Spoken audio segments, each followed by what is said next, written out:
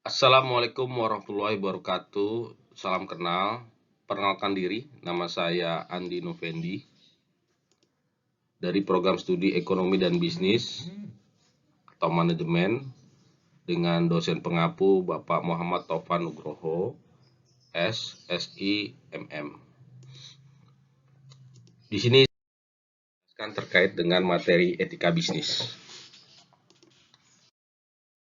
Sebelum saya lanjut, berikutlah daftar isi terkait dengan materi yang ingin saya sampaikan. Yang pertama terkait pendahuluan yang meliputi latar belakang etika bisnis, saran dan ruang lingkup etika bisnis. Kemudian yang kedua, landasan teori. Pengertian etika bisnis, teori etika bisnis, pendekatan stakeholder. Yang ketiga, masuk ke dalam materi pembahasan. Menjelaskan tentang etika bisnis dalam manajemen pemasaran, etika bisnis dalam manajemen produksi, etika bisnis dalam manajemen sumber daya manusia, dan etika utilitarianisme. Kemudian masuk ke dalam materi penutup yang meliputi kesimpulan dan saran. Kepada bagian pendahuluan.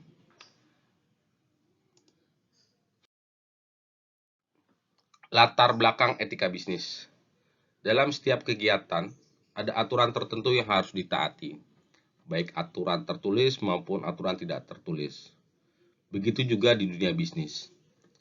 Ada etika yang harus diikuti agar bisnis berjalan dengan baik.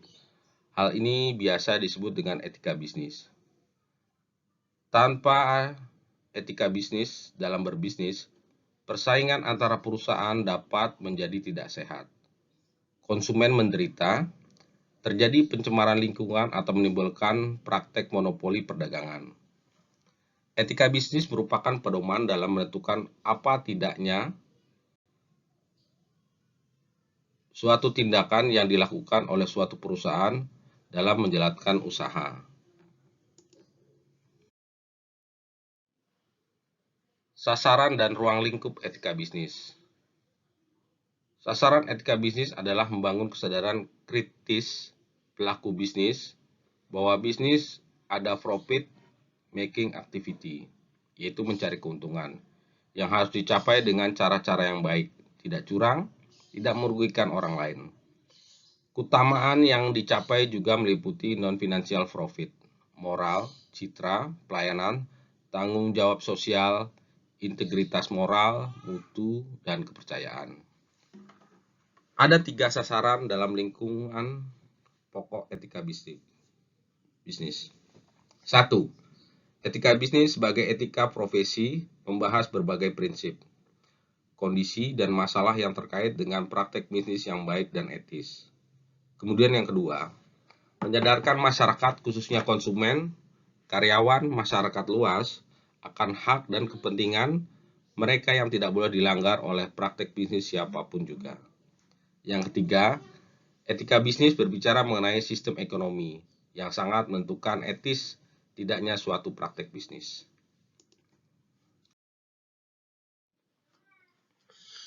Lanjut ke dalam materi landasan teori. Pengertian etika dan bisnis. Jadi untuk etika dan bisnis memiliki 2 suku kata. Saya ingin menjelaskan terkait etika terlebih dahulu. Etika berasal dari kata Yunani yang berarti etikos, berarti timbul dari kebiasaan. Etika adalah cabang utama filsafat yang mempelajari nilai atau kualitas yang menjadi studi mengenai standar dan penilaian moral.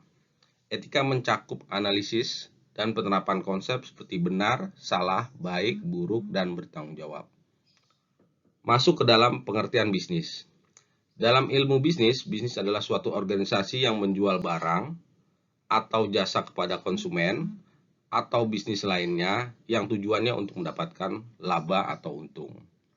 Secara historis, kata bisnis dalam bahasa Inggris yang artinya bisnis dalam bahasa Inggris, yang mungkin kita bisa menjelaskan dari suku kata tersebut terkait dengan sibuk dalam konteks individu, komunitas maupun masyarakat. Jadi artinya adalah sibuk yang mengerjakan aktivitas dan pekerjaan yang mendapatkan keuntungan. Pengertian tersebut, maka kita bisa simpulkan bahwa etika bisnis adalah cara melakukan kegiatan bisnis yang mencakup seluruh aspek yang berkaitan dengan individu, perusahaan, juga masyarakat. Etika bisnis dalam suatu perusahaan dapat membentuk nilai, norma, dan perilaku karyawan serta pimpinan dalam membangun hubungan yang adil, sehat dengan pelanggan atau mitra kerja, pemegang saham, sampai dengan masyarakat. Masuk ke dalam pembahasan teori etika bisnis.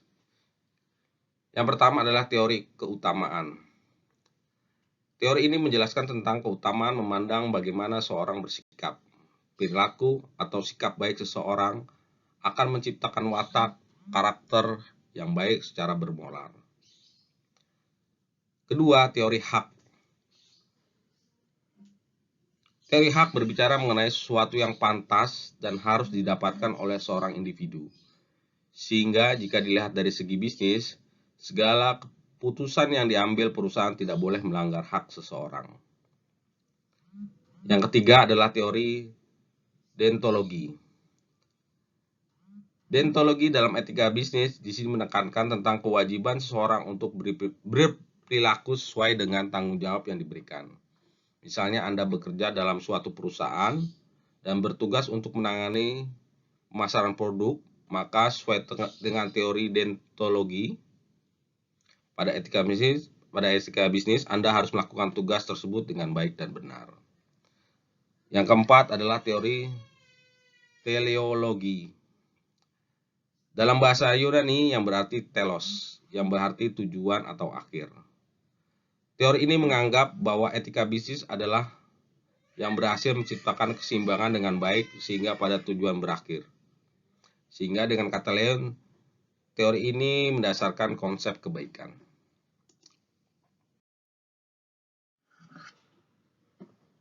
Pendekatan stakeholder. Stakeholder adalah pemangku kepentingan dalam suatu kelompok yang memiliki kepentingan di dalam perusahaan yang dapat mempengaruhi atau dipengaruhi oleh tindakan dari bisnis secara keseluruhan. Stakeholder kita bagi menjadi dua. Yang pertama, stakeholder internal yang meliputi pemegang saham, pemilik bisnis, dan karyawan. Serta stakeholder eksternal yang meliputi customer atau konsumen, supplier, pesaing, investor, pemerintah, bahkan suatu komunitas di suatu daerah, media, masyarakat secara umum. Pendekatan stakeholder. Untuk menyimbangi peran dan hubungan antara stakeholder, maka suatu perusahaan harus memiliki tanggung jawab secara sosial yang disebut juga dengan CSR, Corporate Social Responsibility. Kepada para stakeholdernya, jika menginginkan perusahaan terus beroperasi dalam jangka panjang, terlebih dahulu dalam hal memaksimalkan keuntungan, ada beberapa contoh tanggung jawab secara sosial. Yang pertama, tanggung jawab sosial kepada karyawan dengan cara memberikan fasilitas yang nyaman, memberikan gaji sesuai dengan perjanjian kerja, dan tidak melakukan diskriminasi. Yang kedua, tanggung jawab kepada konsumen. Perusahaan berusaha memberikan manfaat yang baik untuk menjual suatu produk atau jasa. Ada para konsumennya dengan harapan adanya repeat order dari mereka dan tidak memberikan kekecewaan kepada konsumen. Tanggung jawab secara sosial kepada supplier. Tindakan kejujuran dalam penerapan harga dan hak untuk menjual, mengedepankan rasa toleransi agar tercipta hubungan jangka panjang. Selalu bertukar informasi, melakukan pembayaran secara tepat waktu. Tanggung jawab sosial pemegang saham. Perusahaan memiliki tanggung jawab berkaitan dengan keputusan investor dan semua keputusan yang diambil oleh perusahaan adalah demi kepentingan investor. Hubungan timbal baik antara perusahaan dan investor adapun tujuannya untuk mencapai hasil yang maksimal dari suatu perusahaan. Tanggung jawab sosial kepada lingkungan. Dalam hal ini, kelestarian lingkungan sangat penting. Ada beberapa hal yang bisa dilakukan perusahaan untuk memberikan manfaat kepada masyarakat sekitar lingkungan, misalnya di bidang pendidikan, kesehatan, fasilitas umum, dan bantuan sosial.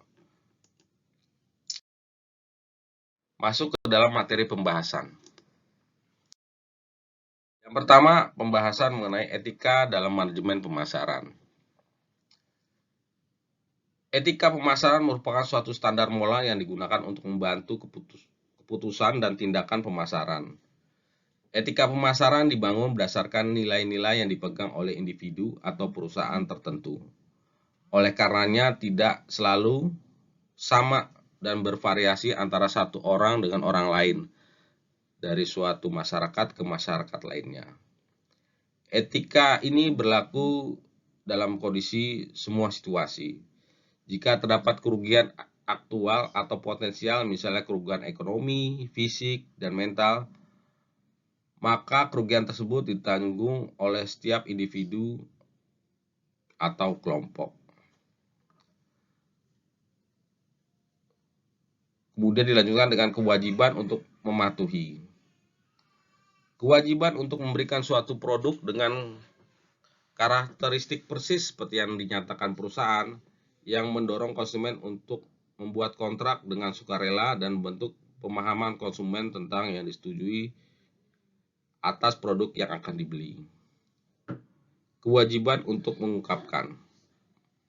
Penjual berkewajiban memberikan semua fakta pada konsumen tentang produk tersebut yang dianggap berpengaruh terhadap konsumen tersebut pada saat dia membeli produk atau barang. Lanjut dalam materi etika bisnis dalam manajemen produksi. Ini merupakan seperangkat prinsip-prinsip dan nilai-nilai yang menegaskan tentang benar dan salahnya hal yang dilakukan oleh proses produksi atau dalam proses penambahan nilai guna barang. Contohnya mulai dari bahan mentah menjadi bahan jadi. Nah, di situ ada proses-proses terkait dengan produksi. Dalam etika manajemen produksi, kita juga harus membahas mengenai produk apa yang dibuat, berapa kualitas produk yang dibuat, mengapa produk tersebut dibuat, bagaimana produk tersebut dibuat, kapan produk itu dibuat, siapa yang membuat, dan bagaimana produksinya. Itu salah satu contoh dari manajemen produksi terkait etika bisnis. Dilanjutkan dalam materi etika bisnis dalam manajemen sumber daya manusia. Etika manajemen sumber daya manusia dapat diartikan sebagai ilmu yang menerapkan prinsip-prinsip etika terhadap hubungan dengan sumber daya manusia dan kegiatan di dalamnya. Untuk mencapai penanganan SDM sebagai human capital dapat dinilai dari komponen-komponen sebagai berikut. Yang pertama, perencanaan dan pengelolaan SDM, peningkatan pegawai, pendidikan dan pelatihan, kinerja pegawai dan pengakuan, dan kepuasan pegawai. Kita masuk ke dalam tahapan materi utilitarisme. Etika utilitarianisme adalah suatu konsep tentang bagaimana menilai baik buruknya suatu kebijakan, sosial politik, ekonomi, dan legal secara moral. Terkait dengan kriteria dan prinsip etika utilitarisme, yang pertama kita harus melihat faktor manfaat, manfaat terbesar, dan manfaat terbesar bagi sebagian orang. Di sini kita menjelaskan mengenai kelemahan etika utilitarisme. Manfaat merupakan konsep yang begitu luas, sehingga dalam kenyataan praktik akan menimbulkan kesulitan yang tidak sedikit.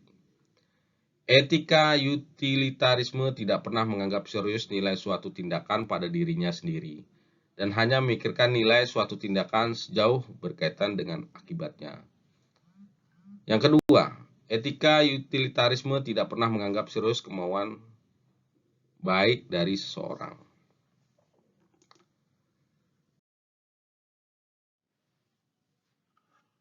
Masuk ke bagian penutup, menjelaskan terkait kesimpulan dan saran-saran. Kesimpulan dari materi ini adalah etika bisnis merupakan cara untuk melakukan kegiatan bisnis yang mencakup seluruh aspek yang berkaitan dengan individu, perusahaan, dan juga masyarakat. Mitos bisnis amoral adalah suatu kondisi di mana keyakinan bahwa antara bisnis dan moralitas atau etika tidak ada hubungan sama sekali, dan itu tidak benar. Bisnis berorientasi untuk mendapatkan keuntungan semaksimal mungkin tanpa menghindari etika dan moral. Keutamaan etika bisnis. Yang pertama adalah dalam bisnis modern, para pelaku bisnis dituntut untuk menjadi profesional di bidangnya. Yang kedua, persaingan bisnis yang sangat ketat, maka konsumen di sini adalah sebagai raja. Yang ketiga, sistem pasar terbuka, perusahaan harus menjalankan bisnis dengan baik dan etis. Saran-saran. Pertama, etika bisnis sebagai etika profesi membahas berbagai prinsip, kondisi, dan masalah yang terkait dengan praktek bisnis yang baik dan etis. Yang kedua, etika bisnis untuk menyadarkan masyarakat bahwa hak dan kewajiban mereka tidak boleh dilanggar oleh praktek bisnis siapapun. Yang ketiga, etika bisnis juga berbicara mengenai sistem ekonomi yang sangat menentukan etis tidaknya suatu usaha.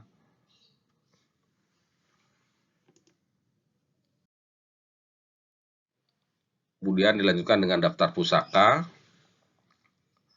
Pertama dari materi kuliah, pembahasan 1 sampai 5 mengenai etika bisnis. Kemudian dari Wikipedia dan Fintech ID, blog mengenai etika bisnis. Terima kasih. Semoga bermanfaat atas materi yang saya sampaikan. Mohon maaf jika ada kondisi salah-salah kata dalam penyampaian. Semata-mata di sini kita untuk belajar mengenai bagaimana menyampaikan suatu menyampaikan suatu materi. Terima kasih. Wassalamualaikum warahmatullahi wabarakatuh.